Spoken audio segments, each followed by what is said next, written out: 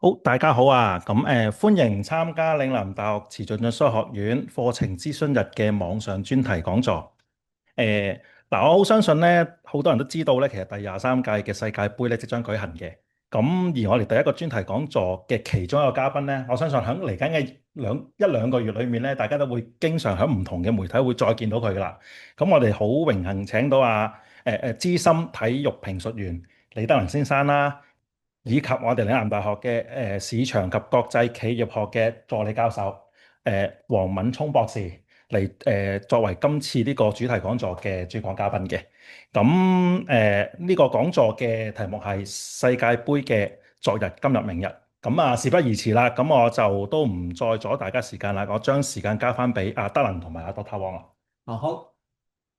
好，好歡迎大家啊！咁啊，亦歡迎德能啦。咁啊，真係識咗德能好耐，都第一次係同佢做呢啲咁嘅chit chat 嘅活動啊！真係嚇，識咗有冇20年啊？都差唔多啦。唔止啦，可能係好啦，咁啊，但係頭先都Eric 都講啦。咁其實我哋呢個咧就係一個嘅講世界盃嘅昨日、今日同明日。咁即係話我哋會講下歷史，講下而家，同埋最後一啲嘅唔好講預測啦，即係我哋估計或者係進一啲嘅諗下將來應該足球甚至係世界盃應該嘅走向。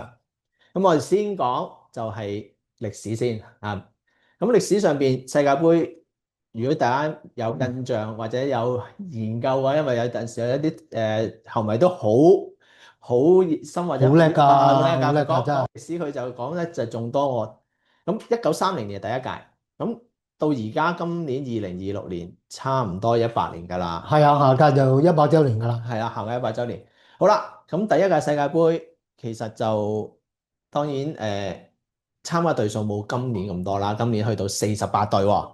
咁當陣時就其實只有13隊，而且就只係歐洲同歐洲同南美洲美洲嘅隊伍，因為喺烏拉圭打。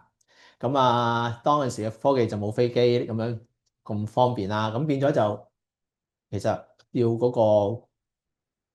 個旅程係相當之複雜，同埋好昂貴。好啦，咁一路其實世界盃就有好多嘅唔同嘅國家去輪流嘅舉辦。咁我哋見到個隊數咧，其實就 keep 住一路維持咧，其實就16隊為多嘅。就去到幾時咧？就去到差唔多1982年嗰屆咧，就去到增加到去24，跟住再加到咧98年咧就去到32隊，到今年48隊。好啦。咁大家都知道咁樣嘅情況之下，多咗咁多隊數，德能你覺得從個歷史背景究竟同而家究竟點解會出現咗咁大嘅一個嘅差異？其實到我哋這把年紀咧，會發現一切都有前因。係你見到嘅嘢可能都係後果。咁其實足球都一樣。而家呢一代嘅球迷啦，或者年輕一輩啦，係會知道世界盃係世界上最大嘅足球盛事。咁而且咧就係價值連城，哇！嗰個買張飛都係港紙數萬蚊咁計，仲要搶添。而家我哋見到呢個現象，但係咧就未必好多人知道咧。其實世界盃都經歷過一個幾崎嶇嘅起步時期嘅。咁然後跟住咧，再喺唔同階段，從全世界嗰個政治經濟嘅發展咧，係一路息息相關嘅情況之下，慢慢就好似正話 Albert 講啦，咁啊反映喺個隊數上面。如果講話世界盃嘅昨日咧，係我哋在座全部人咧都未出世嘅嚇，因為百幾年前咧，其實已經開始國際足協成立嘅時候咧，就已經想搞一個世界盃。咁大家未必可以想像到，拗人主辦拗咗20幾年都冇人肯制。咁而且咧仲要俾奧運會爬頭喎。24年同28年嘅奧運會咧已經開始有足球噶啦。不過呢個咧亦都成為世界盃嘅契機，因為咧嗰2屆嘅奧運會咧都係烏拉圭攞金牌。咁於是乎咧，國際足協嘅會長雷米啊，即係就係嗰個第一個世界盃嘅雷米金杯就係以佢命名嘅。咁佢就靈機一觸咧，就去敲門啦，就喂烏拉圭你哋咁勁，不如你哋即係捱下義氣主辦世界盃好冇啊？咁其實最初咧都係耍嘅。不過咧咁啱得咁巧時機造就，烏拉圭當時咧就揾緊一個項目去慶祝佢哋從西班牙獨立出嚟嘅100週年。咁獨立100週年咁大單嘢，梗係最好啊搞到城市啦。咁於是喺咁嘅背景之下咧，烏拉圭就承辦咗第一屆嘅世界盃。咁而且咧隆而重之，仲起咗個100週年紀念足球場。嗰個球場而家仲喺度嘅，仲用緊嘅嚇。咁嗰個場就係1930年嘅世界盃嘅主場館。不過咧，亦都真係政治經濟成個世界發展嘅影響咧，烏拉圭其實未必係一個最好嘅第一屆嘅主辦者，因為當時咧雖然話飛機咧都已經發明咗啦，打仗都已經第一次世界大戰都有飛機啦，但係咧去到民用嗰個水平咧仲未普及嘅，咁於是多數嘅遠途旅行咧都要搭船，咁而喺歐洲如果搭船去烏拉圭，作為烏拉圭翻去歐洲咧，一來一回嗰度係超過半個月。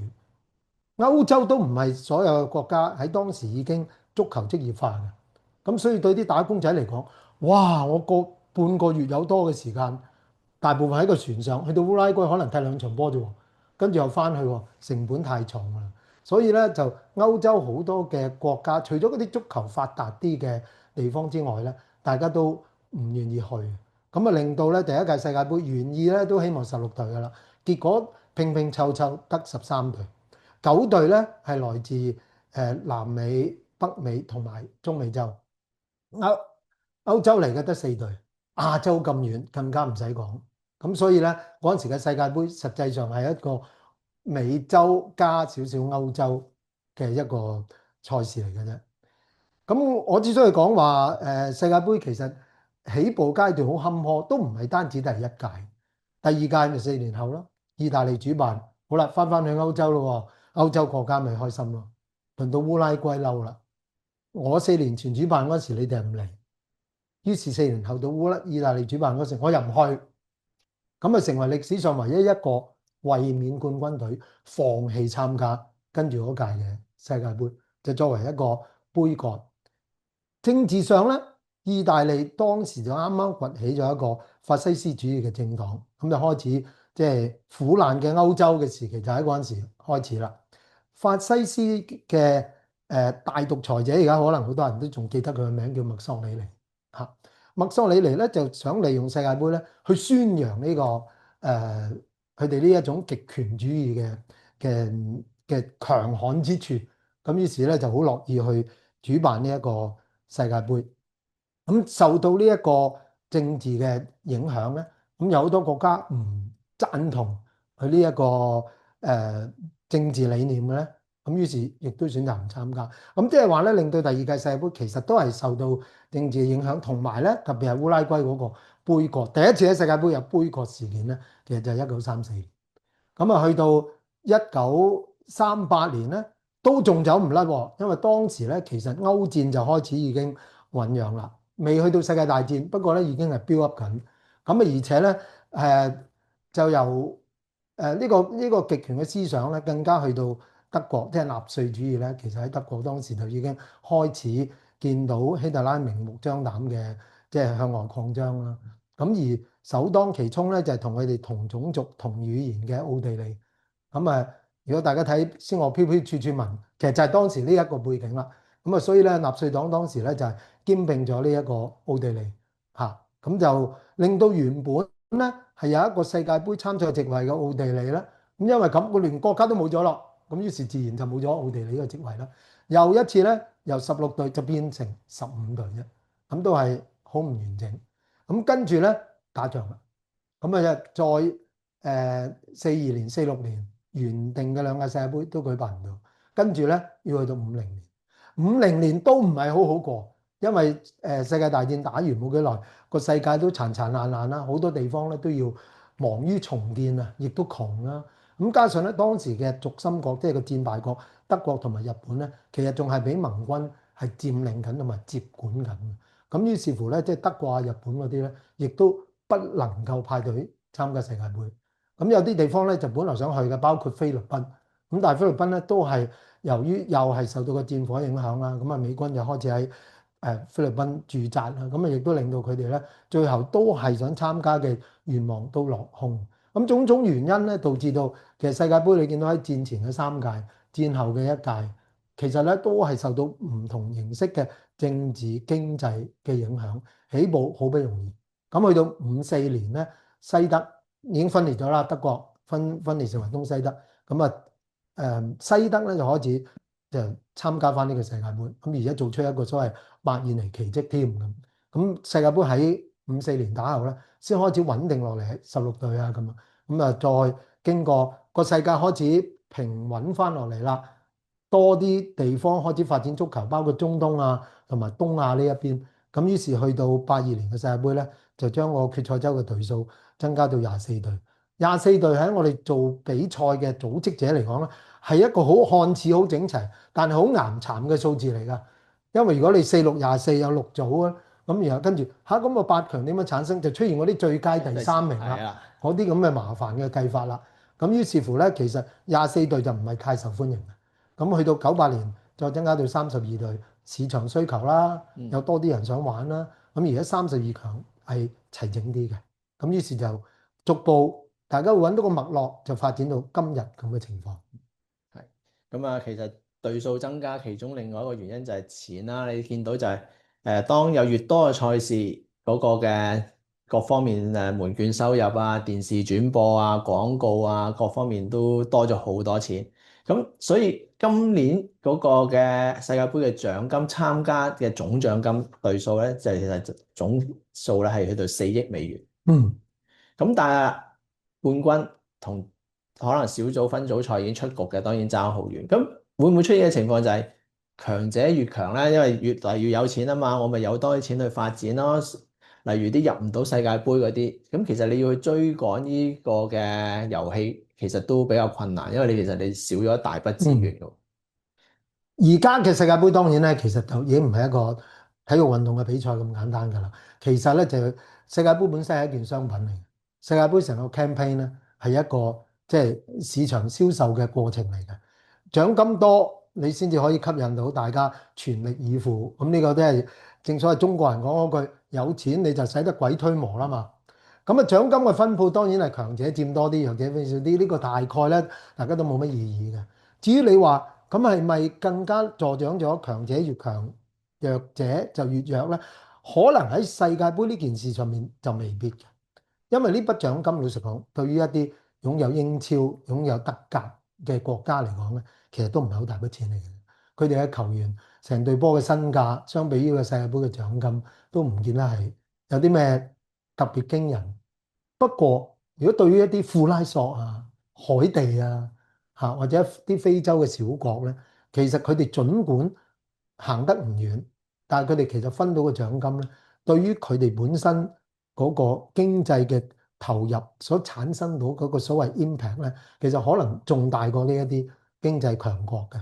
咁所以咧，與其話咁樣係咪更加助長貧富懸殊、強者越強，我就會可能形容為而家嗰個發展嘅方向咧，就叫做各取所需，各得其所啦。好啦，咁啊，我哋講咗過往歷史啦，咁我哋又睇下現代嗰個嘅情況。好啦，世界盃就有咁多嘅一路或者足球啦，唔單止世界盃啦，其實有好多唔同嘅改變嘅，其實一路都咁啊。其中一樣嘢應該就係而家大家好多提及到就係用資訊科技啦、AI 啊各方面。咁你見到嗱，因為唔單止世界盃喺足球比賽裏邊，其中一個唔單止有球員參加，其實我哋仲有4個啊，仲有唔多唔止啊，而家有 VAR 再多啲嘅裁判員，其實佢哋嘅決定其實都好影響足球比賽。咁啊，尤其今年可能大家可能有好多就話啊，當打完英超啊，跟住就話啊，有一啲唔同嘅判決點樣影響嗰個排名。好啦，你會覺得，但係我哋又諗下。喺過往嘅足球歷史裏邊，例如馬勒當拿喺86年世界盃對英格蘭，其實有2個好重要嘅個事件，一個就佢用隻手拍咗波入網啦。如果有 VAR，佢應該就冇噶啦。但另外一個咧就係佢一個扭晒成隊英格蘭射入網。咁如果當陣時真係冇，因為冇 VAR，馬勒當拿可以繼續留喺球場。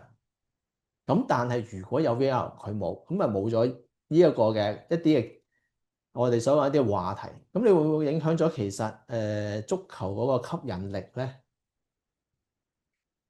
會唔會或者一啲嘅科技，我哋點樣去平衡科技嘅應用同埋呢個嗰個嘅足球嗰個嘅嗰個流暢性啊各方面咧？你有冇一啲嘅得能？你會覺得邊樣嘢重要啲咧？對啲年青人嚟講咧，我想 share 一個老人家嘅經驗。世界上咧冇天堂，其實咧任何一個處境都有佢嘅優越嘅地方，亦都有佢從優越之中產生出嚟嘅不足或者啲附帶條件，梗㗎咯。你提咗兩個問題，第一個就係科技。喂，有咗 VAR 之後，件事係好咗定壞咗？從公平嘅角度講，一定係公平咗啦，因為人眼嘅限制，而家比賽越嚟越快速，人眼嗰個犯錯嘅機會更加大。咁所以如果你有科技可以去幫你減少咗一啲明確嘅錯誤，咁點會唔係好咗呢？咁呢個令到個比賽公平啲，呢個係我哋愛好比賽嘅人崇尚嘅一個準則嚟㗎嘛。不過當然亦都有人覺得，哇！成日都 VAR，咁你個比賽嘅節奏係打慢，好多悶場啊，好多等待啊，甚至少咗一啲即時嘅激情啊咁。見仁見智啦。咁但係你話我可唔可以再令呢一部分都可以諗辦法減少埋佢？我又覺得如果你諗到個辦法減少埋呢啲悶場嗰陣時，佢又會產生另外一啲副作用嘅。正如喺 VAR 出現之前咧，其實我哋仲係會喺報紙雜誌寫專欄嘅時代咧，其實我已經提過啦。當大家好崇尚科技嗰陣時咧，你要留意科技不是一切，唔係一個解決問題嘅 total solution 嚟㗎。因為而家嘅 VAR 就係好多人埋怨啦，就係哇腳毛都越位，點砌都畫條線都畫到你眼眉毛長，係㗎。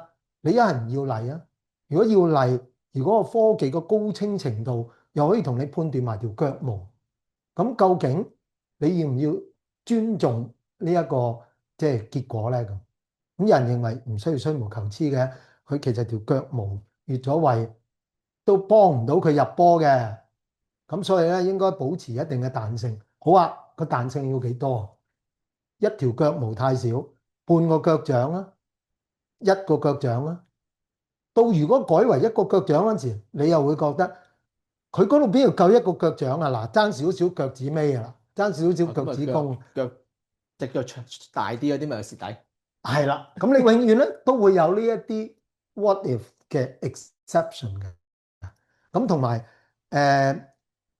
VAR 去判斷入球越位呢啲最 common 見到嘅情況咧，其實包括有好多情感嘅成分喺裏面嘅。當你擁護個球隊，從 VAR 個判斷裏面得益，你覺得啊好彩有 VAR。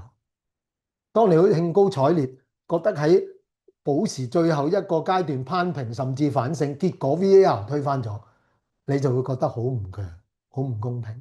咁所以咧，其實科技同人性又永遠咧又處於一個拉鋸嘅狀態。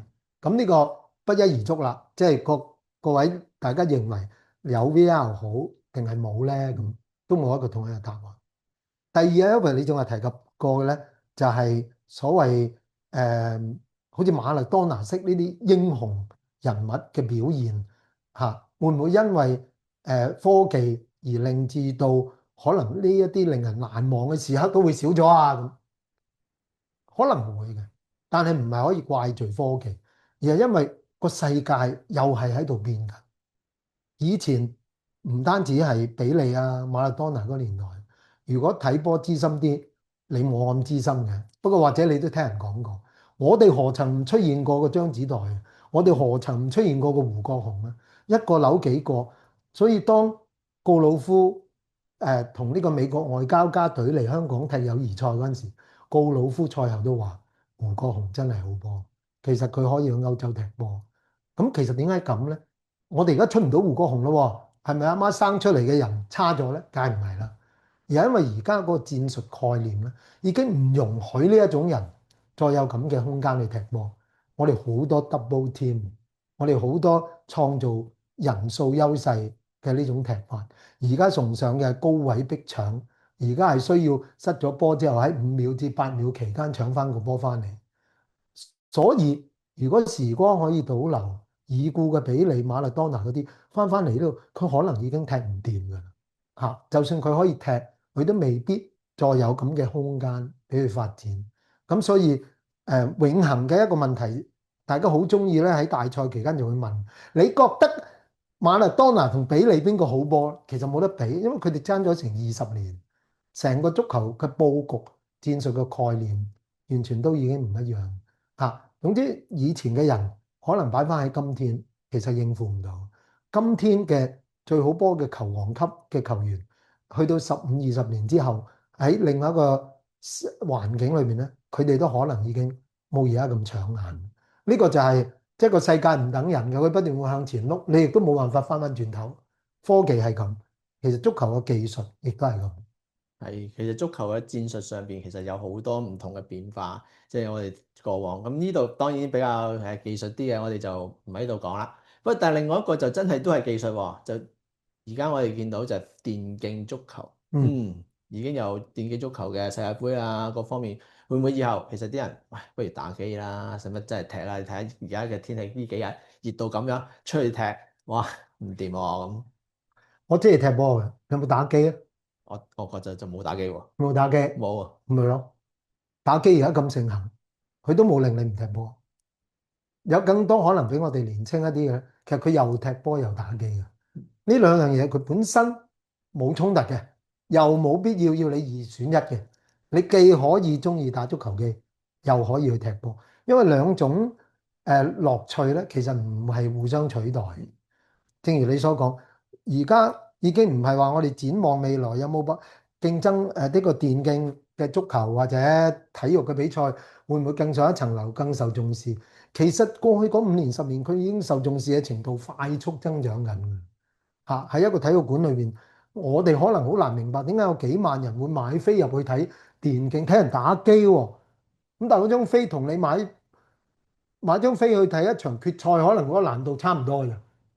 咁即係話咧，其實兩個市場已經並存咗，而呢兩個市場咧係互相係兼容到，係冇衝突。未來如果電競嘅世界盃咪更受歡迎，咪更受歡迎咯。甚至無同真人踢波嘅世界盃同時舉行都得嘅。呢個亦都真係有可能會出現，因為其實再想將個市場再做大一啲，再膨脹一啲咧，其實就係諗緊呢一啲增值嘅做法。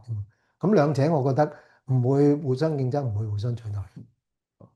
咁啊，另外一個除咗技術之外，喺而家呢個世代，我哋比較多提及嘅就係男女平等啦。咁嗱，男子嘅足球隊由女教練帶領，就我哋都香港都有個啦，啊牛丸咁就帶領個東方。咁會唔會喺世界盃都會出現呢一個嘅情況咧？你覺得有冇喺可見嘅將來會有機會有一個女子教練帶領男子國家隊參加世界盃咧？我就認為不但只會，而且咧可能喺我有生之年都已經見到㗎啦嚇。或者補充少少啦，即係女子足球同男子足球本身嗰個起步嗰部分咧，其實都爭好遠。喺70年代之前咧，你以為已經一個好文明嘅歐洲咧，其實喺英國喺德國，佢哋竟然係明令禁止女仔踢波嘅，係直情有規則。喺第一次世界大戰嗰陣時，英國嘅女子足球員咧，曾經係為國家做過好大嘅貢獻。因為當啲男人去晒打仗嗰陣時咧，其實好多傷兵啊、後勤啊嗰啲，特別係經濟生產冇咗啲男人咧，女人喺嗰個時期咧係擔當咗好重要嘅角色。咁而因為咁嘅緣故咧，其實一隊兵工廠唔係阿仙奴嗰個兵工廠，係一隊做兵器嘅工廠，裏邊嗰啲女工咧，其實係組成個足球隊啊。而且咧，女子足球嘅比賽喺超過100年前第一次世界大戰期間，曾經係賣飛，咁而且咧係為國家嘅戰爭籌款添。咁但係咧，後來好啦，真係打完爭唔要和尚咯。英國嘅足總咧，竟然係明令禁止。有句説話我唔知有冇記錯嘅，就 Football is not quite suitable for female，係咁樣定性，即係話足球不太適合女性。咁於是咧衰到咧係意大利都有份，以足總嘅名義咧知會所有嘅球會，不能借球場俾啲女仔踢波，不能在你旗下嘅球場舉行比賽，直至到70年代咧先逐步即係解禁。所以如果講女子足球嘅發展，其實慢過遲過男子成100年嘅。咁因此咧，而家嘅女子足球個步伐，你覺得仲係落後緊男子？唔係因為女仔不及男性，而係因為佢哋根本起步係遲咗100年。而事實上個市場嘅反應係話俾我哋聽咧，女子足球係 pick up 得非常之快。每一屆嘅女子世界盃嗰個電視嘅收睇人數，嗰個營銷嘅收益，火箭速度即係增長緊。愛睇波嘅人咧，越嚟越多人都中意睇女仔，因為女仔開始咧同男仔嗰個感覺唔同咗，而女仔嗰個能力咧同埋嗰個技戰術嘅水平咧，亦都逐步提升緊。咁於是乎令到女子足球咧受注目嘅程度大咗。女子足球受注目，旁邊嗰個教練自然亦都會更受注目啦。咁所以喺過去嗰幾年咧，其實女性嘅足球教練有名有姓，俾人噏得出嘅名帥咧，都其實開始出現。大家未必會有留意到。如果我由千禧後數翻轉頭呢20年，幾樣大賽，女子世界盃同埋奧運會，除咗一次就係日本2011年世界盃攞冠軍嗰次，係由一個男教練帶領，佐佐木唔知咩星佐佐木，只有嗰一隊冠軍隊係男教練，其他嘅世界盃冠軍隊同埋奧運金牌隊都係女性教練。咁所以當女性教練 prove 咗佢哋有咁樣嘅技戰術嘅能力，再加埋一啲男教練都冇嘅，就係女性可能有嘅一啲溫柔啊、細膩啊，處理人同人之間嘅關係同男人會不一樣。當大家開始逐漸確認到呢一種特點之外咧，我相信你揾個女教練帶領國家隊有咩咁困難？係，因為見到其實好多香港啊或者其他地方，香港我哋接觸多啲啦，我接觸多啲啦。咁啊喺其他其實都有好多唔同嘅女教練係。你就話提到牛丸話帶東方攞超聯冠軍嗰屆，最多記者問佢嘅就係你入唔入更衣室㗎？你又見到啲男人着住大底褲咁樣，你尷唔尷尬？即係原來大家覺得個女教練帶男子隊最大嘅阻礙可能係入更衣室，但牛丸都話冇嘢㗎，照入㗎喎。咁當其實喺一個體育嘅大環境裏面，其實又有咩咁了不起咧？如果連呢一啲我哋覺得有兩性之間嘅阻礙嘅問題都不再是問題嗰陣時，咁還有什麼問題咧？係啊，所以我諗相信啊喺可能今屆未必有啦，咁啊下屆可能都會有機會出現呢個情況啦。好啦，咁啊講緊下屆咁就講緊將來發展啦。嗱，今年加到48隊，咁啊應該唔會出下一屆去到再加嘅。咁未係啦，咁啊再之後會唔會再加咧？因為其實除咗可能係越嚟越多嘅參賽隊伍，其實頭先都講錢嚟嘅。你多啲嘅電視轉播，多啲嘅一啲嘅收入，門券收入，咁就會帶動到整體嘅可能個足協本身嗰個嘅盈利啊各方面，國家隊個總會又會得到好多利處。咁其實60隊可唔可行咧？真係好笑！我記得我同你準備今日呢一個對談嘅時候咧，就提出過一個問題。我研究下未來會唔會再由48隊增加啦？我哋都係講60隊咋。點知喺我哋呢個對話之後咧，南美足協已經提出，我哋幾時增加到64隊啊？即係原來呢個議題比我哋預期中仲快出現。不過當然咧，如果根據以往嘅習慣咧，係要醖釀嘅，要煲一煲嘅。咁啊，今屆都係第一次48隊啫，得出個效果點咧，都係有待分析嘅。特別係嗰個整體嗰個市場嘅收益啦，嚇球隊嘅反應其實一定好㗎啦。咁問題即係個收益嗰個搖搖板係咪可以拉勻巡咧？如果效果好嘅説話，不久嘅將來就開始研究㗎啦。咁另外一個就可能係賽程啦，因為如果你去到60隊、64隊，咁其實個賽程就拉到好長啦。以往其實打32啊、24嘅時候咧，其實啲球隊咧就3日到就打一場，但係今屆一睇個賽程，一個禮拜打一場嘅啫，分組賽。咁因為你拉越，但係拉到越長嘅時候，咁就球員嘅休息時間，個暑假休息時間就短咗好多。而家打到決賽嘅話，咁啊對佢準備下一屆賽，佢自己個球會賽事其實都有好多嘅影響。嗯咁我諗呢一個可能都要平衡啦。如果你再加到60隊，停成個世界盃可能打2個月，咁就到可能嗰啲各大歐洲列強就話俾你聽，咁你即係要咗個球員，佢哋又唔腳，咁又一樣係可能有其他回響。Albert 咧就係一個典型嘅體育人啦，一個足球人啦，佢就會從即係足球員嘅福祉啊，嚇，即係作息啊嗰個角度嚇，用人性化嘅角度去睇。但係好可惜，一個 marketer，一個市場營銷員咧係好殘忍嘅，係啊，今日我就唔係今日唔係一個市場學嘅就唔打岔。係諗呢啲。嗱，我哋正話講咗世界盃嘅昨日啦，啱啱講咗啲今日啦。其實呢個問題已經係明日。我哋講緊世界盃嘅明天會係點？我自己會覺得，再增加多啲比賽係勢在必行。球員中唔中意？一定唔中意。邊個唔中意有啲時間休息？邊個唔想有啲時間去做下康復？有啲手術唔做，都係等血栓之後先入醫院做手術。呢個以往嗰個慣例嚟，但係而家嗰個血栓嘅期間已經越嚟越短，距離年終無休已經一步之遙啦，已經近乎係冇休息。但係啲球員點解都仲要啃咧？因為你唔打咁多波，你何來有咁多收入？佢都要自己諗，即係兩者之間嘅平衡嚇。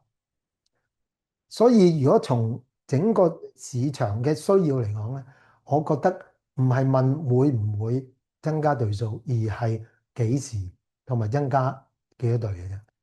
世界盃唔再係一個喺呢個足球嘅年歷裏邊一個獨立嘅事件，佢只係一個年中塞滿晒足球比賽嘅 calendar 裏邊嘅一個擺位嚟嘅啫。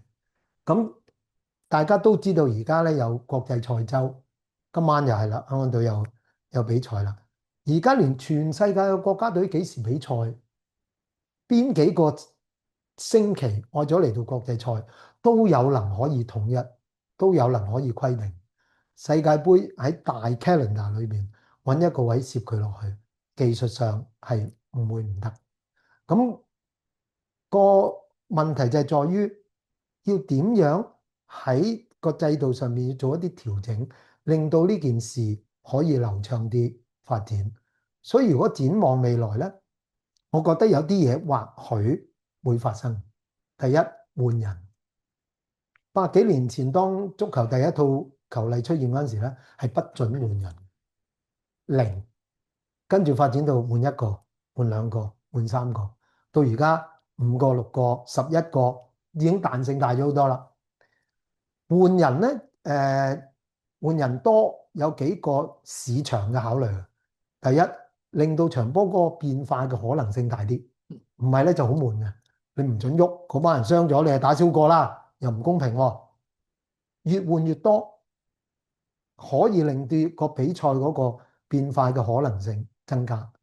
第二，可以俾一啲球員多啲休息嘅可能性，因為你有多啲球員喺個 bench 嗰度咧，除咗容納到多啲人喺一隊球隊之外咧，亦都可以有啲球員唔使踢晒，咁俾佢有多啲休息。就係你正話講，當啲國際賽嗰個規模越嚟越龐大嗰陣時，點樣留點樣放咧？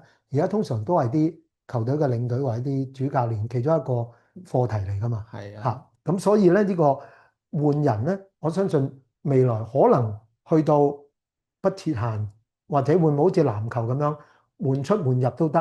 呢啲其實你話會唔會發生？有可能。第二個同呢個市場嘅發展會有關咧，我覺得可能係比賽時間。而家一場波90分鐘，大家問心嗰句，有幾多場波由頭到尾都咁精彩？多數都有一段滿場或者好長時間嘅滿場。咁或者上半場都4-0，下半場打咩啊？咁呢一啲情況對一個 marketer 嚟講咧，都係不利嘅，即係會係趕客。咁於是乎會出現可能玩下手出現咗都唔定㗎啦。不過仲喺度爭議緊，呢個會爭議大嘅，就係嗰場比賽時間係咪一定要90分鐘？40+40得唔得？35+35得唔得？咁你會覺得咁咪倒退咯？以往就係女仔嘅比賽開始嗰陣時，半個鐘，35+35，冇理由走回頭路。點解會冇理由啊？只要嗰個比賽可觀啲就得啦嘛。而家已經羽毛球同埋乒乓波由發球權變咗直接得分，由一個廿一分可能變咗15分，即係呢啲轉變咧，都係要令到嗰場波會好睇咗。咁而足球咧，好似從來冇人夠膽去喐呢啲定律。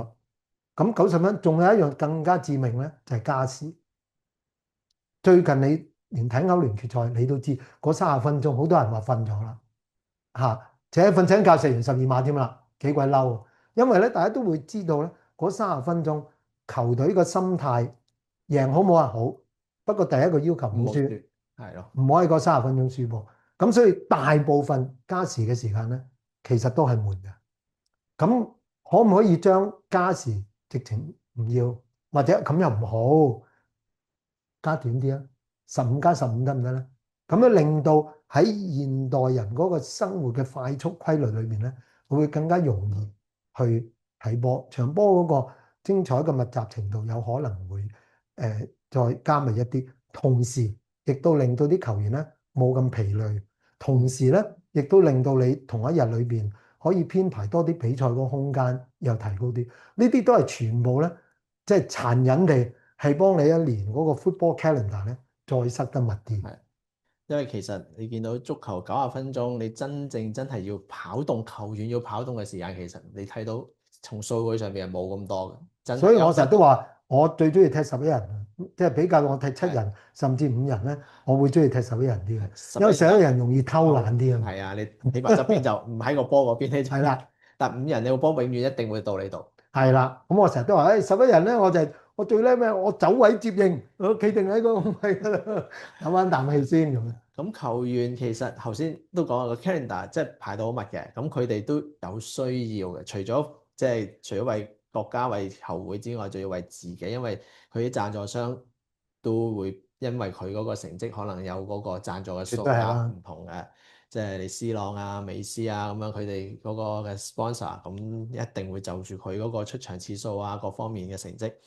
咁頭先都德良都提過，就係嗰個時間。咁我其實從嗰個另一個角度就係，而家你見香港唔係香港嘅，就係啲 social media 係全球性，其實都提到，即係我反映翻就係大家要求嘅唔係要太長嘅嘢，有好多 promotion 一啲上網 social media 嘅短片，其實都係1分鐘、30秒至1分鐘就完，即係所以時間短啲，令到個比賽競爭性高啲，咁我覺得係可以，因為你打幾場都冇用㗎。我喺啲 story 喺啲 reels 嗰度出現，都係15-20秒嘅啫嘛。佢哋喺嗰時都係睇其實因為捱眼瞓我就真係捱唔到啦，真係，所以好多時啲夜波咧，我都係真係都係睇精華嘅啫。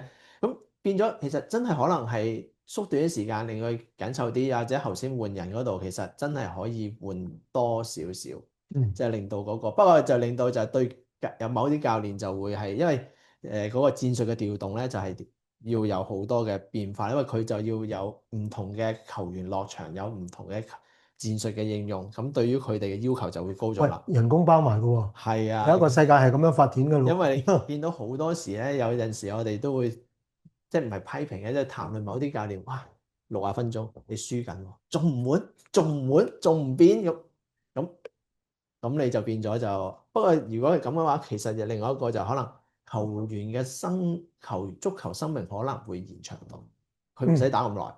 係㗎，即係 C 朗 fit 啊嘛，哇，佢打到50都得。其實你而家都見到㗎啦，35歲開外仍然喺頂級，甚至仍然代表緊國家隊嘅球員，其實係比30-40年前多嘅。咁呢個咧，我諗運動科學、運動醫學、營養、訓練方法呢啲咧，全部都係幫助緊延長一個職業足球員嗰個巔峰嘅時間。嗯，以前我哋做好多即係勵志嘅、令人感動嘅訓練，其實一發覺，哇，錯到無倫，扼殺咗啲運動員，孭住個沙包跑海灘啊，嚇，跟住咧就咩青蛙跳上樓梯啊嗰啲。而家你俾嗰啲物理治療師啊，或者生理學家見到佢哋搖頭嘆息，嚇死人。即係其實咧就訓練嘅方法都唔同咗啦。而家都進步咗好多。所以當可能90年我哋哇喀麥隆嘅米蘭哇41歲仲踢，但而家可能 C 朗出下屆世界盃都仲有啊。C 朗仲講緊話，我未捧過啊，我要捧杯啊！係啊，佢可能出年都仲係有 C 朗。所以如果你砌一隊35歲以上嘅球員組成嘅隊伍，仲可以係一隊強隊嚟㗎。係真係好。咁啊，而家我哋見到就係有好多唔同嘅，今年啦世界盃已經有美國、加拿大、墨西哥，2002年就日本、韓國。咁會唔會之後其實喂仲會再多啲嘅國家一齊合辦呢？因為頭先講加到60隊，一個國家要有咁充足嘅頂級球場去應付啲賽事，其實有困難。其實呢個趨勢亦都已經出現咗㗎啦。歐洲國家盃佢決賽周何嘗唔試過9個10個城市一齊分辦？咁歐洲咁細嘅地方，主要我諗個動力咧係來於科技嘅發展。咁以往咧好似我哋講烏拉圭咁，你唔諗長途跋涉坐船去烏拉圭，你點樣比賽啊？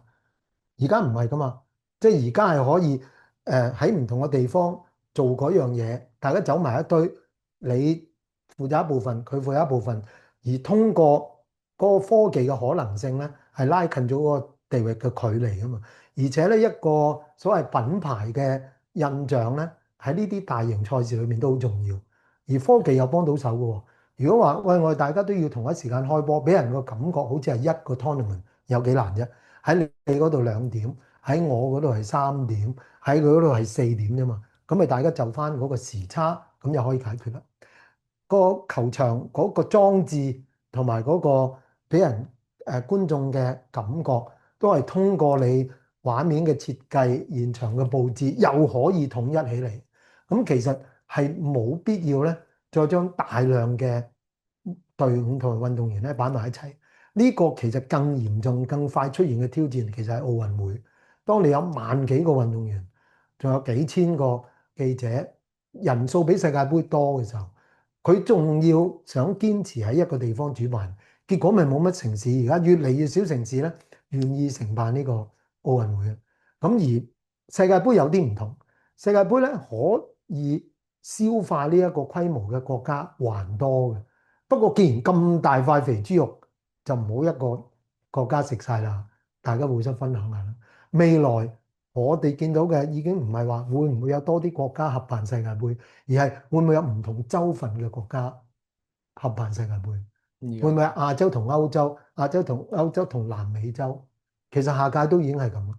下屆咧就有非洲加歐洲，仲要咧為咗慶祝100週年咧，個 opening 嗰幾場波仲喺南美洲，已經係3個州。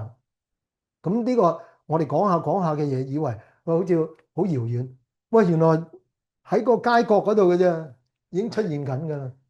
不過呢個就牽涉另外個世界盃，又牽涉咁樣舉辦有另外問題。我哋一路而家講嘅就係 sustainability，即係可持續發展。係世界盃越多隊數參加，越牽涉唔同嘅地方，咁嗰個飛機嘅飛行時數就越多。飛機其實係喺二氧化碳 carbon dioxide emission 咧，呢個對環境嘅影響，其實就係我哋所認知嘅行業裏邊咧係最嚴重。咁所以 Covid 嗰陣時空氣清新咗啊，係啊，臭氧啲窿都話補翻嘅。係啊，咁所以如果咁樣，其實世界盃係咪需要有一啲嘅改變，而令到佢去同我哋嗰個而家嗰個環境發展，或者係一個嘅可持續發展咧，係點樣去有一個嘅回響咧？真係我哋關心個地球環境嘅人咧，就會覺得呢樣嘢好重要啦。咁但係當佢加咗一個 dollar sign 嘅時候咧，可能件事就要有好多妥協。咁喺一個體育盛事裏面咧，你話如果從可持續發展同埋環境友善呢啲條件去出發，作為一個優先考慮。Sorry 啊，我唔相信會，但係佢會包含埋落去，成為其中一啲元素咧，咁係絕對可能。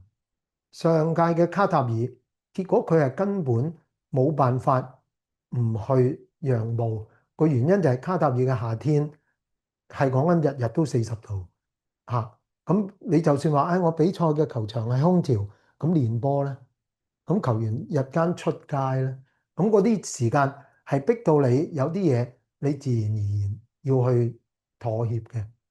好啦，會唔會妥協到一個地步，就係不如我係將足球全部擺喺比較涼嘅季節，咁就開少啲冷氣啊，球場嘅環境冇咁辛苦啊，又唔得喎。好啦，呢個就係我最後講啦，環境友善同市場營銷兩樣一碰埋一齊嗰陣時咧，就要拉鋸啦。而家我哋見到嘅情況，誒飛機嘅排放係我哋見唔到，不過大家都知道係一個好嚴重嘅破壞環境嘅因素。咁但係我哋會唔會因此就好極力崇尚我哋冬天唔食菠蘿，我哋唔好四季有西瓜咧？你又未必願意喎，商人都未必願意。雖然我哋知道咧，佢西瓜喺邊度嚟？搭飛機嚟㗎嘛。嚇，咁大家肯唔肯咧？身體力行永遠都係我哋覺得每一個人你可以投入個環境保護，你係有一個職責。大家冬天唔好食西瓜嚇，做唔做得到咧？咁其實唔係唔得，我哋細個邊有西瓜食啫？冬天嚇，咁嗰個生活嘅方便咧係你一個好大嘅挑戰。氣候嘅極端化咧，亦都令到我諗足球迷有啲嘢亦都覺得好無奈嘅。點解啟德咁受歡迎？閂埋個蓋開冷氣啊嘛嚇！哇，真係正！你會以前睇睇波真係大件事啊，真係喺佢大球場嗰度。去啟德睇過香港隊嘅比賽嘅球迷就會好清楚，心裏其實咧有啲矛盾嘅。咁大個場開冷氣，哇！真係要用幾多電啊？要用咩？雖然啟德係話俾我哋聽，佢哋有一個發電嘅系統係比較節能一啲咁，但係畢竟都係一個超龐大嘅空間嘅全空調嘅環境，你大個都要想像到唔會係點樣環境友善嘅一件事。咁但係我哋願唔願意咁嗰個季節唔好踢波啦？好似我哋以前咁咧，咁呢個又係唔係每一個球迷自己可以心想事成㗎啦？又係成個大環境咧，嗰個拉鋸出嚟嘅結果咯。係，同埋呢個都係嘅。佢即係天氣熱，所以夏天踢波點解成日見我會匿咗上 VIP 房飲冷氣啊嘛，我唔落嚟陪你啊！誇張㗎！我跑馬地我喺跑馬地做緊做嘢啦。我哋啲同事係大熱天時咧，都係食 lunch 嘅時間咧，會落跑馬地踢波。我真係試過有一次咧，係踢一波咧，個平底鞋嗰個波杯咧甩咗，溶咗，係即係熱到個人造草熱到咁樣。係咁，所以而家頭先都係又可能又回應翻頭先我哋提過，成年都要踢。咁即係而家咁嘅天氣，而家6月啫喎，都已經34、35度未啦？咁琴日都36、7咁㗎啦，已經。咁體感溫度可能去到40幾嘅時候，咁如果夏天真係踢，我諗緊唔係話真係預測，而係嚟緊世界盃，美國某啲地方其實佢哋個美國尤其是啦嗰啲地方應該就係非常之熱嘅。之前94年佢搞嘅時候都已經會有一啲嘅可能飲水時間啊嗰啲。咁其實係咪需要改變足球場嗰個嘅模式咧？即係嗰個設施啊，有冷氣，甚至乎點樣去令到佢球員係可以係一個比較，因為太熱，佢哋真係打到半路真係暈低晒喺度，咁點算咧？咁我哋正話提及過嘅一啲嘢話，佢都會因為咁樣會提升咗個 level 嘅喺大家討論上面，就係一場波係咪要踢咁耐？咁呢個係其中一個原因。第二就係個都唔想大熱天時去踢波，咁但係你而家唔踢，咁幾時踢啊？其他啲期都塞滿晒啦，咁係咪我哋唔踢啊？咁，但係我哋見到咧有一啲其實喺我嚟講，我覺得有啲瘋狂式嘅膨脹。其實世界冠軍球會杯舊年喺美國舉行嗰陣時，其實已經係咁瘋狂嘅，即係對啲球會嚟講，我哋即係5月可能去到5月尾嚇。巴黎聖日耳門先捧完歐聯，咁跟住你個零禮拜之後，你又已經去美國踢世冠盃，佢仲要踢到入決賽。咁你即係球員根本就係 non-stop 咯。咁但係來來去我都係始終覺得嗰句喺成個足球發展嗰個動力嘅唔同因素裏面咧，其實嗰個市場嘅力量咧，而家始終係最大嘅。即係一講到錢，好似好無敵嚇，你其他人去就佢啦嚇，去妥協啦咁。咁呢個我覺得唔對長遠嚟講，唔係一個好理想嘅發展方向。不過似乎咧就係無可避免。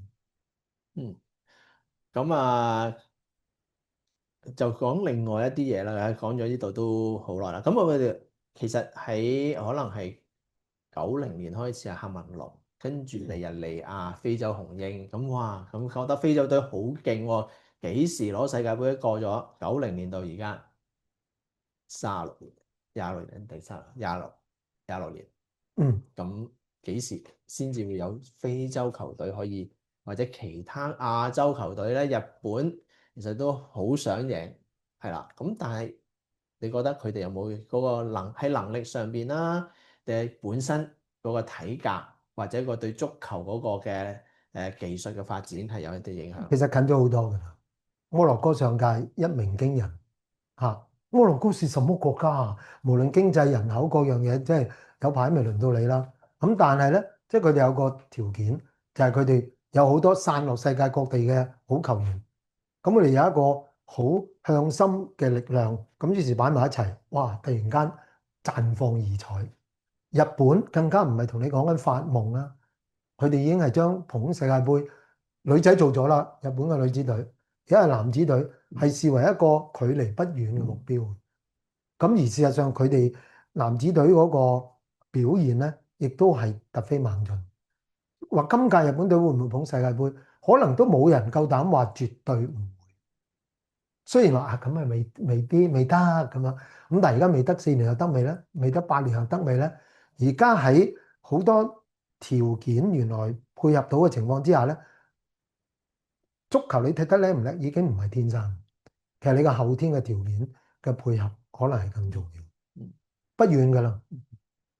啊，另外一樣嘢就係世界盃就代表國家，但係而家我哋發覺好多國家隊咧，都香港都有啦，就周圍揾話佢嘅阿爺阿嫲，佢個唔知邊一個啲曾祖父母啊，係啦，然後跟住做咗代表，代表我哋嘅喎。咁其實世界盃仲有冇佢用國家隊去代表？因為嗰個人其實喺個國家都冇住過，佢唔會攞到就可以代表國家。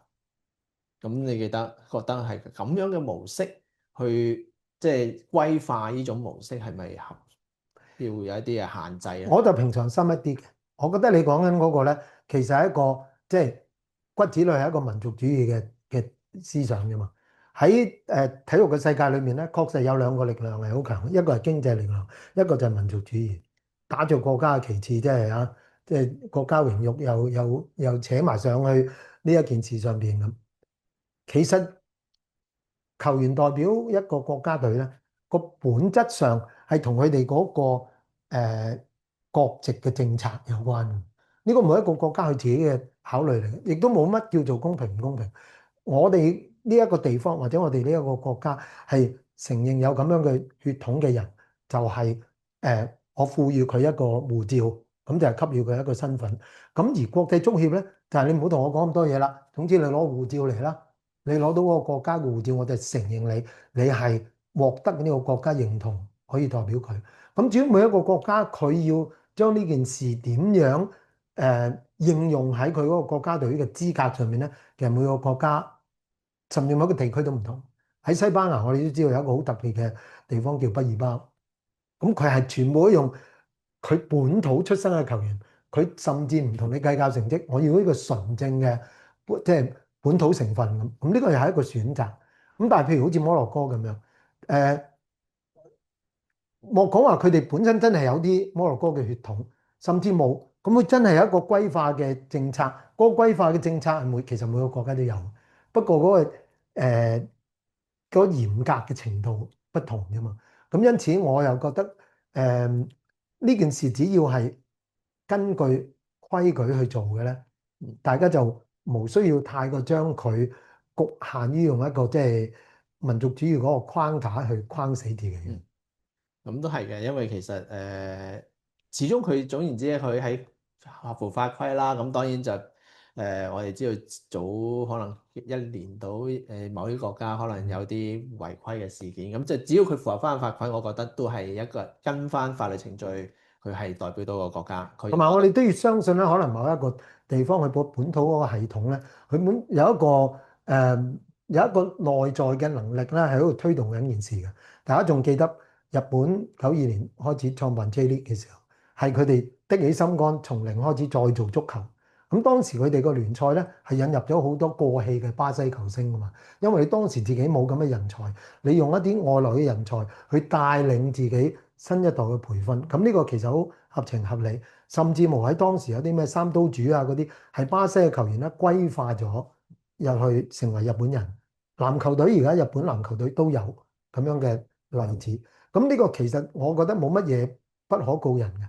但係如果以日本作為一個成功嘅個案咁睇咧，就係你善用咗呢一啲外來嘅助力去培養咗你自己嘅球員。如果你而家再喺日本嗰啲外援球員，第一佢唔需要用咁貴嘅外援啦。第二呢一啲即係可能中級水平嘅外援，根本個競爭力都唔夠佢培養嘅本土球員咁好，咁佢自然而然，而家我哋見到嘅咪一隊純正大和民族嘅日本隊咯。咁所以咧，與其你話喺個政策上面框住這樣唔得那樣唔得，倒不如你翻去睇一睇你自己個本土系統嘅生命力夠唔夠強。係。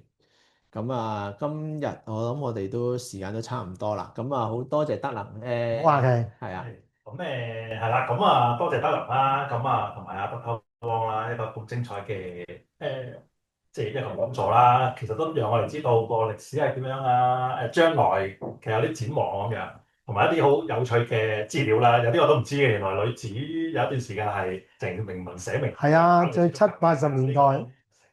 咁啊，其實網上面都有啲人有啲問嘅。好啊。咁有啲咧就問咗啲賽制，即係啲展望嗰頭，其實後尾阿德能同阿兜邦後尾都有提到，咁我唔問翻呢啲嘢啦。咁我就問關一啲頭先冇涉獵到嘅。咁其中一個咧，佢就話即係有啲人就好有興趣，因為如果係自己球會咁啊，多啲時間操練，咁佢哋容易去自己操翻啲戰術啊、個方啊啲咁嘅嘢啦。咁但係其實而家佢哋國家隊咧都即係越嚟越少時間有機會企埋一齊咧，大家都係唔嘅球會打。其實佢哋點操嘅咧？嗰啲譬如個戰術啊、方係點樣去合作到嘅咧？咁樣即係呢個問題好好啊！呢個問題係好有意思。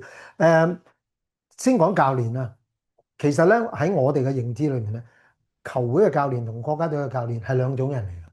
因為球會嘅教練咧，你有兵，你甚至乎去決定自己選兵添，你揀要邊啲人，唔要邊啲人。國家隊咧，你只可以揀，但係啲兵唔係你嘅嚇。咁所以個技能咧，其實係不一樣嘅。對一個國家隊嘅教練嚟講咧，其實佢只可以用到嘅空間就係佢自己需要有一套理念，佢要自己嗰套理念咧，佢要知道點樣可以執行，然後咧通過佢選一啲佢合用嘅球員，去容易陷入佢嘅需要裏面。因為講到尾呢一班兵咧，結果企晒埋位打某個戰術。作為教練，我要發揮阿 Albert 同阿 Eric 最大嘅長處。而你哋發揮到長處，合成就係隊波嘅戰鬥力。咁嗰個國家隊教練最大嘅挑戰就喺呢度啦。你真係冇辦法從零開始去打造一隊屬於你嘅兵，你只係咧呢一班 call and call 好似僱傭兵咁樣，你臨時召集佢嚟，佢去執行你要佢哋做嘅嘢。呢個難度可能比起球會嘅教練咧要高一啲㗎。咁所以啱嘅，但係個做法咧就係球迷好多時會唔認同教練。哇，邊個乜你唔選佢啊？有冇搞錯啊？你好小氣啊！你又同佢有咩心病？其實未必係咁樣，而係因為喺眾多你可以選擇嘅球員裏面咧，其實你係要揀一批同你理念相符、合乎你用嘅球員，先至得出一個大家都想要嘅結果。好，今日多謝阿德倫嘅一啲即係佢認識佢哋點樣做啦，咁樣等大家都可以理解多好啊，啲啦。咁另一個咧就係、有啲人就問咧而家嘅球迷嘅加油文化或者應援文化同以前有咩唔同，有咩改變？可能佢哋即係你知啦，即係佢可能就諗緊而家有好多嗰啲偶像同以前嘅即係追星都已經唔一樣。咁而家其實球迷有冇唔一樣嘅咧？呢個有地域性嘅。如果你喺啲傳統嘅所謂足球發達啲嘅國家，以譬如南美洲為例，其實南美洲而家巴西、阿根廷嗰啲好強，不過足球對佢哋嚟講其實係來佬貨嚟嘅，係早年跟隨住啲美軍咧係進入呢個南美洲啊。咁啊，佢哋喺一個作為低下階層有殖民者管治嘅環境之下咧，其實佢哋一般比較窮。其實好多譬如意大利文化復興啊，然後跟住去到一路逐漸去到19世紀嘅，都係咁樣。工人階級係生活比較單調，收入比較低，咁娛樂嘅選項比較少。咁呢種人群咧，就最容易走埋一堆，一齊踢波同埋一齊睇波。咁所以咧100年嚟，你會見到而家最癲，即係喺球場裏邊可能最反應最強烈嗰啲咧，好多係啲拉丁美洲嘅國家嗰啲球迷團體嘅嚇。哪管你哥倫比亞咩厄瓜多爾嗰啲，可能我哋平時唔係好熟悉，但係佢哋球場上面嗰種文化咧係好相似嘅，同個拉丁嘅人種啦，同佢哋嗰個經濟嘅發展嘅脈搏咧係好有關。英國都一樣，利物浦啊、曼徹斯特啊呢啲球迷點解個向心力咁強？因為佢哋大部分咧都係100幾廿年前咧都係來自一個工人階級，咁佢好容易咧就會走埋一堆。咁同埋咧呢一啲地方，佢通常有一啲標誌性嘅球隊可以俾大家咁樣向心埋一齊。意大利一個好典型嘅例子咧就係 AC 米蘭同國際米蘭。AC 米蘭最初其實成立嘅時候咧，就係佢哋間擁躉嗰個階層咧，好多就係啲工人階級。到後來咧，勞力缺乏，佢哋要輸入外勞，咁於是有好多外來嘅工作人口咧入咗意大利，佢哋想加入埋個體育會一齊玩。喺 AC 米蘭咧，佢發覺受到排擠，因為嗰個本土主義好濃厚。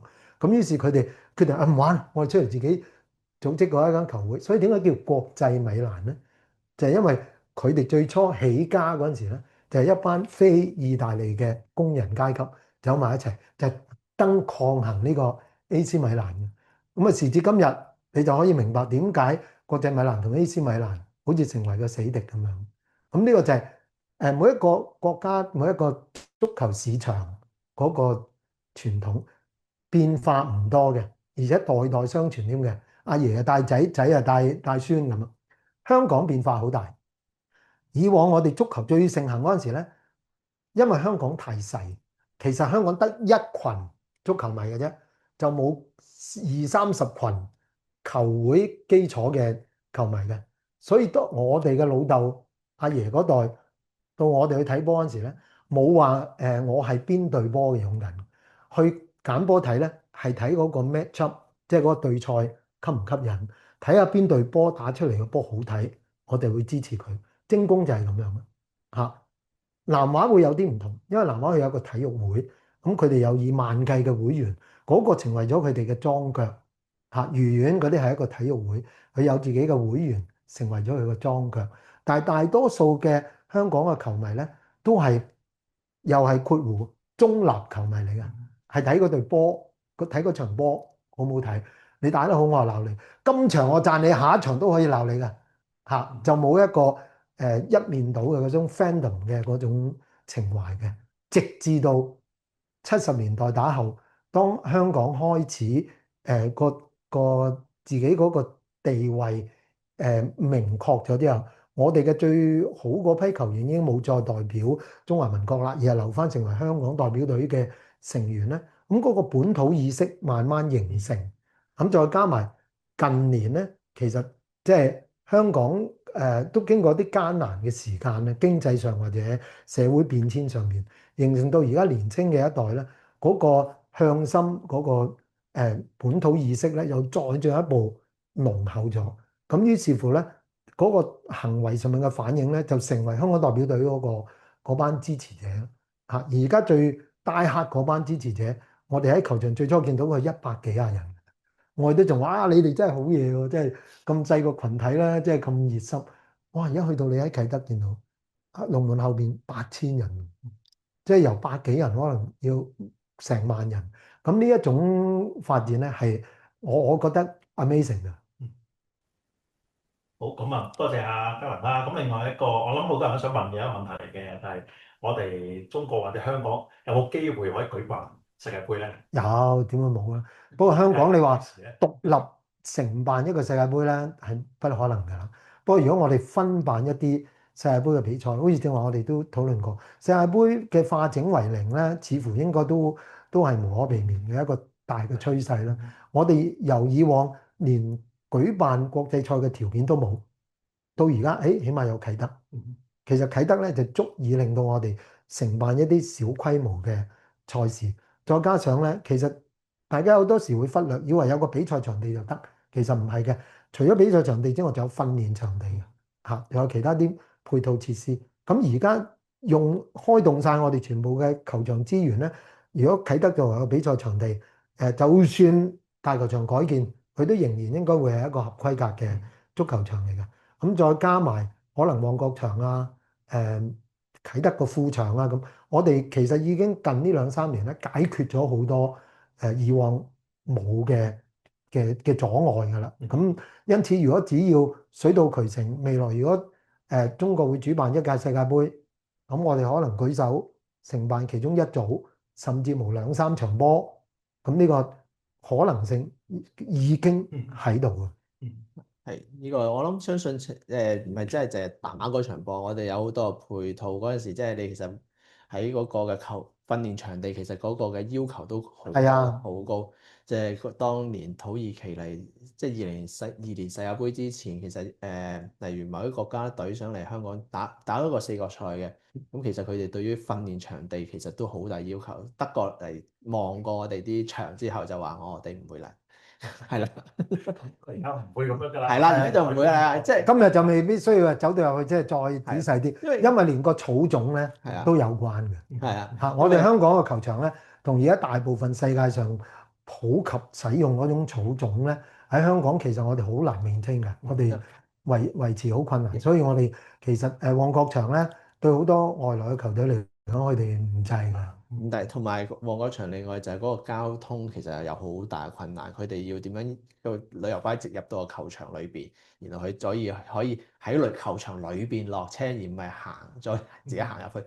咁所以嗰啲咧已經差好遠㗎啦。係啊，嗰啲因為嗰個保安嘅要求又有好高規格，係啊。好，咁啊，最後一個問題啦，我諗好多人都想知嘅，兩位會貼啲今屆嘅冠軍喺邊度嘅？話得人先啦，你貼。我其實真係冇細緻去研究啊，因為我本身咧係一個幾長期嘅巴西人嚟嘅，所以咧每屆世界盃我無論去乜嘢人腳咧，我都會有報以呢個衷心嘅寄望。今屆巴西咧唔會有太多人睇好佢哋嘅，而巴西咧其實最好嘅地方就係你唔好睇好佢嚇。通常佢第一次做主辦國就已經甩碌啦嚇，跟住佢每次喺俾人捧為大熱門嘅時候咧，都 underperform 嘅。咁啊，今屆我反而覺得咧就係，咦，傻更更地會唔會巴西俾到我一啲驚喜咧？呢個即係個人嘅考慮。如果從個客觀嘅環境咧，我諗好多人都冇辦法唔將譬如阿根廷啊、法國啊，以至西班牙啊呢啲放喺最前列嘅位置。英格蘭咧，我哋嗰個起伏嘅循環咧出現過太多次，每一次咧英格蘭嘅球迷都我哋呢次嘅國家隊好強，呢次應該係我哋啦咁。其實上屆都好接近嘅嚇，咁今屆嘅英格蘭我覺得都係強嘅，但係我又覺得佢哋未至於可以捧杯。咁啊，個人情感上就當然就想英格蘭啦。咁但係當然我都覺得係問啲㗎啦，其實都爭啲。咁但係如果你預測嘅時候，坊間好多預測嘅，你可能問下Copilot 啊，問下 ChatGPT 都有好多嘅預測。咁我覺得就西班牙咯，西班牙就會相對可能喺嗰個整體嗰個發揮啊，會比上即係感覺上邊係，因為其實好多因素會引致嘅。其實第一你嗰個嘅球員嗰個嘅傷患，你係啊，去已經打到呢個時候，其實可能第一場就已經有幾件踢得嘅時候，你其實都有好大影響。所以呢啲真係純粹預測，純粹因為所謂預測咧，永遠都係咁嘅。你要預測就係從正路去推算啦，係啊，但係世界盃就從來都不是一個正正路路係個發展嘅渠道，咁先至過癮嘛。啊，係啊呢係咯個運動嗰個精彩嘅地方嚟嘅。不過因為我想完場之前咧，可能如果睇緊我哋嘅有一啲年青朋友準備開始你嘅大專嘅生活嘅時候咧，我想提一提，如果你覺得自己係足球迷，你今日大概都可能係因為咁嘅緣故，所以睇我哋嘅對話啦。如果你係體育迷、足球迷嘅説話，你又諗住我好中意體育，於是我讀體育，係咪好正路咧？其實唔係。如果你中意競技，你讀體育；如果你中意教波，你選擇讀教練學。但係如果你話我中意以體育作為你未來嘅一個事業，其實唔好忽略咗未來嘅體育發展係關於項目管理，係關於政治經濟，係關於好多其他嘅項目，不一定係同體育有關。所以你正話見我哋嗰個對話裏面咧，其實都唔係淨係以波論波，即係世界未來嘅發展係需要一班你哋咁樣嘅年青人，嗰個綜合嘅知識係要豐富，而且最重要咧係有自己嘅睇法同埋思維。因為如果我淨係需要一啲硬知識，AI 俾晒我嚇，你更加需要咧，其實即係領大都係一個幾好嘅選擇嚟嘅。但係因為我哋個教學嘅方針嚇，咁係令到大家可以有一個比較即係闊嘅環境去揾你哋自己，去建立你自己嘅能力，去建立自己嘅路向。無論你嘅選擇係點都好，唔好在傳統上咁樣框架咗喺某一個細嘅範疇裏面。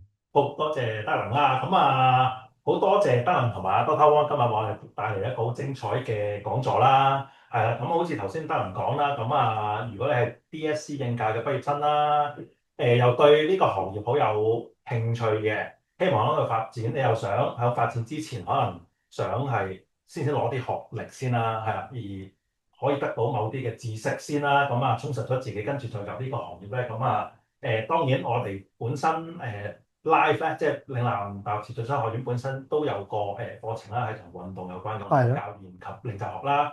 另外，如果你接上可能完成咗之後，我哋 degree 嗰邊亦都有一個係運動教練學及呢個城市管理嘅一個degree 課程啦。咁哇，咁多選擇，咁真係可以一路係㗎，真嘅係係啦。啊咁好似頭先阿德能或者 Doctor Wong，其實我哋頭先討論裏面，大家都發覺我哋唔係淨係講緊體育嘅。